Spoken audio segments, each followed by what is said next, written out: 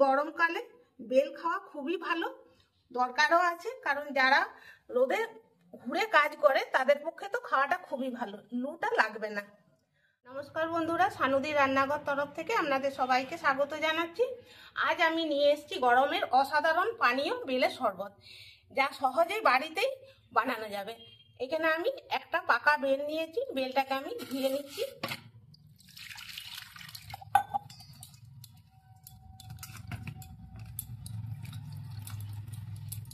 এবার বেলটাকে আমি ফাটিয়ে নিচ্ছি।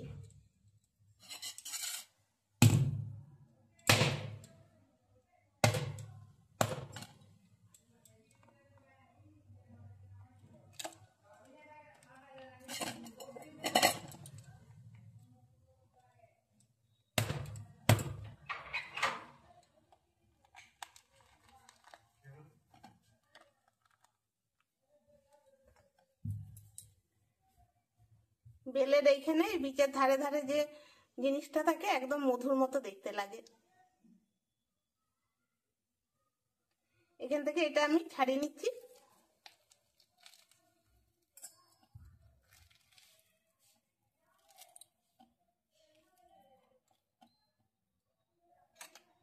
একটা চামচ নিয়েছি, চামচে করে ছাড়িয়ে নিচ্ছি।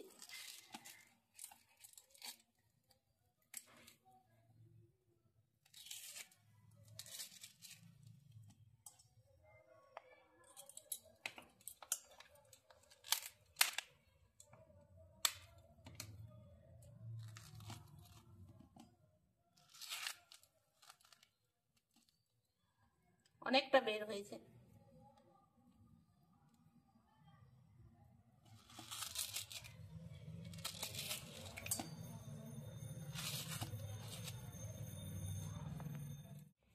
এবার বেলের ভিতরে যে বীজগুলো আছে সব বীজগুলো তো এভাবে ছাড়ানো যাবে না, হাতে করে বেলের শাঁসটাকে চটকি নিয়ে তারপর এগুলো আপনি আপ বের হয়ে যাবে।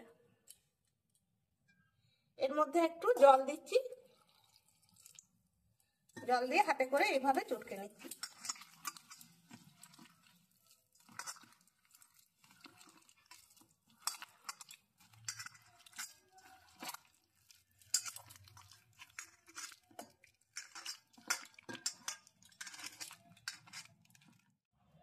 দেখুন বন্ধুরা, ভালো করে চটকে নিয়েছি।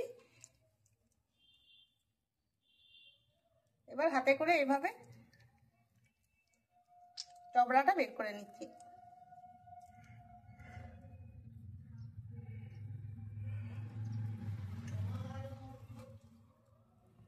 বন্ধুরা, এবার আমি এখানে একটা ছাঁকনি নিয়েছি, ছাঁকনি করে ছেঁকে নিচ্ছি।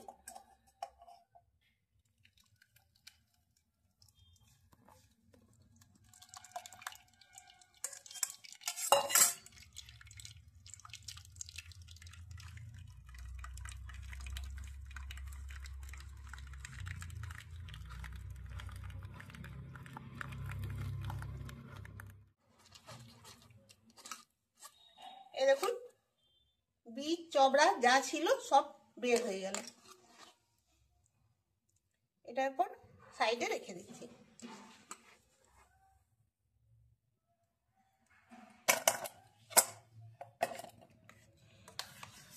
এটা খুবই ঘন লাগছে, এটার মধ্যে আমি জল মিশাবো।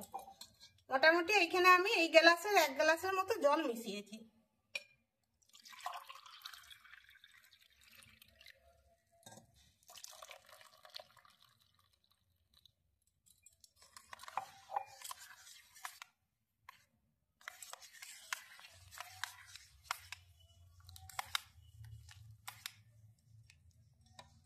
আরো একটু জল মিশাবো, আরো হাফ গ্লাস মিশাচ্ছি। বন্ধুরা, আজকে আমি বেলের শরবত 2 রকম ভাবে বানিয়ে দেখাবো।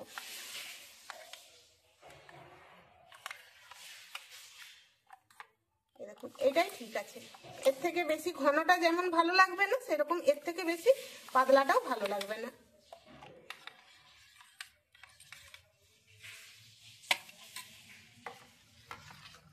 চামচটাতে অসুবিধা হচ্ছিল, সেই জন্য একটা ছোট ডাবু নিয়ে এলাম। এভাবে ভালো করে একটু ঘেটে নিতে হবে। এবার এখানে একটা কাঁচের গ্লাস নিয়েছি, কাঁচের গ্লাসের মধ্যে নিয়ে নিচ্ছি।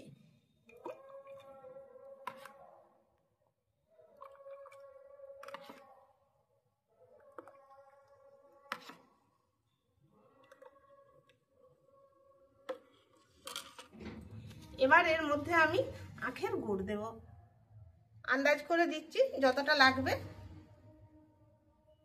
এই বেলের শরবত আখের গুড় কিংবা তালের পেটালি বা খেজুরের পেটালি, তিনটের মধ্যে যে কোনো একটা দিয়ে বানালে কিন্তু খেতে সুন্দর লাগে। চাইলে চিনি দিয়েও এটা বানানো যাবে।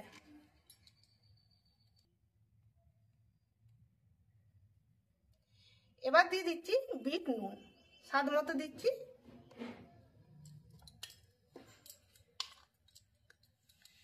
এবার নুন আর গুড় ভালো করে ঘেটে নিচ্ছি।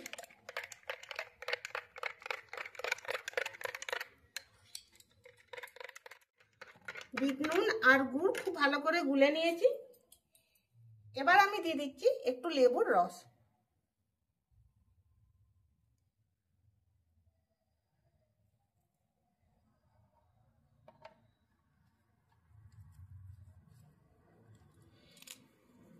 কয়েকটা পুদিনা পাতা টুকরো দিচ্ছি। যে কোনো শরবতই দেখবেন একটু পুদিনা পাতা সেন্ট লাগলে খেতে কিন্তু খুব সুন্দর লাগে।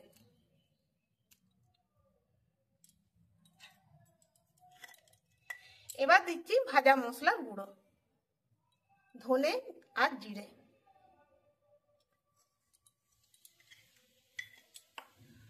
আবারও খুব ভালো করে মিশিয়ে নিচ্ছি। এবার উপর থেকে একটা পুদিনা পাতা দিয়ে দিলাম। এক রকমের শরবত বানালাম, এবার আরেক রকমের শরবত বানিয়ে দেখাবো। আবারও একটা কাঁচের গ্লাস নিলাম,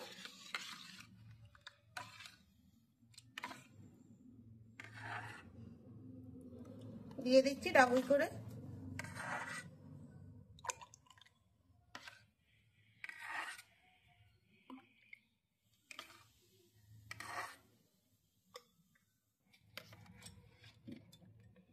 দিয়ে দিচ্ছি পরিমাণ মতো আখের গুড়,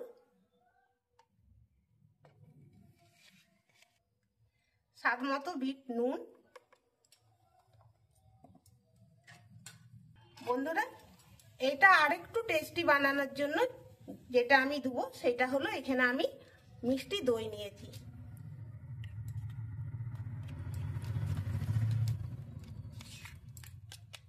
দইটাকে ভালো করে আমি ঘেটে নিচ্ছি। 1 চামচ দই দিচ্ছি। এবার গুড়, দই আর নুন খুব ভালো করে মিশিয়ে নিচ্ছি।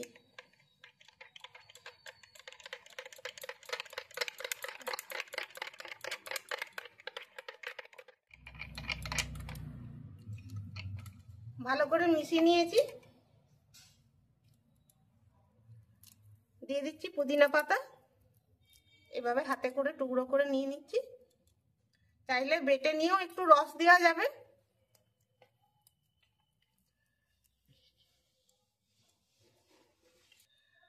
ভাজা মশলার গুঁড়ো, যেহেতু আমি এখানে দই দিলাম সেই জন্য এটাতে আমি আর লেবুর রস দিচ্ছি না।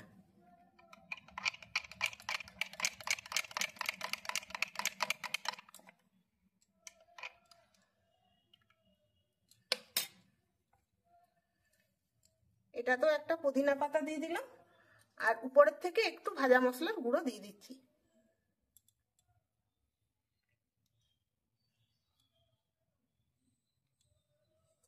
বন্ধুরা, এই দু রকমের যে আমি শরবত বানানো, দুটো খেতে কিন্তু দু রকম লাগবে, খেতে দুটোই দারুণ লাগবে। কারণ সবসময় তো সবার হাতের কাছে দই থাকে না, সাধারণ আমরা লেবুর রস দিয়েই বানিয়ে খাই। যেহেতু লেবুটাও ছিল আর দইটাও হাতের কাছে ছিল, সেই জন্য আমি দু রকমের বানিয়ে দেখালাম। আর বন্ধুরা, এই গরমকালে বেল খাওয়া খুবই ভালো, দরকারও আছে। কারণ যারা রোদে ঘুরে কাজ করে তাদের পক্ষে তো খাওয়াটা খুবই ভালো, লুটা লাগবে না। বন্ধুরা, তাহলে আজকের এই রেসিপিটি ভালো লাগলে একটা লাইক করুন, শেয়ার করুন, আর সানুদির রান্নাঘরকে সাবস্ক্রাইব করে সানুদিকে সাপোর্ট করুন।